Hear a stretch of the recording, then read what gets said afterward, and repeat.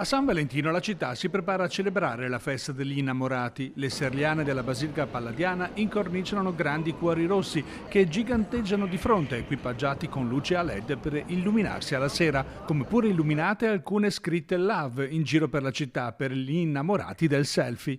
Ma San Valentino è una ricorrenza annuale nella quale si fanno tante cose, tra cui anche i fiori, ecco. Sì. La rosa diciamo che è quella più gettonata, perché è la più classica e la più bella, dai. È una rosa esplora, è una varietà molto particolare dall'Ecuador. Ho fatto un dolce a forma di cuore. E lei? Io niente.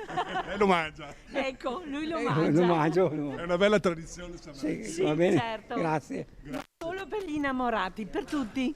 San Valentino mia moglie è a Roma, per cui faremo una cosa a distanza, insomma, ecco, magari una call, qualcosa. Ecco. Quindi lavoreremo sul chakra del cuore e ad aprirlo ci aiuteranno le nostre pietre, che possono essere il cristallo di rocca piuttosto che la selenite o il quarzo rosa. Siamo un po' pacchiani, ma magari qualcosa a forma di cuore è sempre molto gradito, quindi c'è lo gnocco bello rosso fatto con la rapa a forma di cuore, il formaggino di mucca francese che ha proprio il bel cuoricione da poter condividere. San Valentino, comunque la si pensi al di là dell'aspetto commerciale, è una ricorrenza tradizionale ancora molto amata a Vicenza. Certamente, per noi siamo sposati da più di 40 anni ormai e quindi questa è una testimonianza. Stiamo festeggiando, abbiamo preso un giorno di ferie per stare insieme, quindi dopo è anche il nostro anniversario +1 e quindi ecco. Hai fatto un pensiero speciale, che regalo? Ancora non si può svelare. Non si può svelare ancora. Non si può svelare.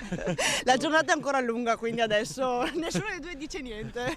Molto importante, lo vedo molto importante. Perché allora è ancora attuale? Per far girare l'economia penso, non per l'amore in sé, perché San Valentino è tutti i giorni, signori.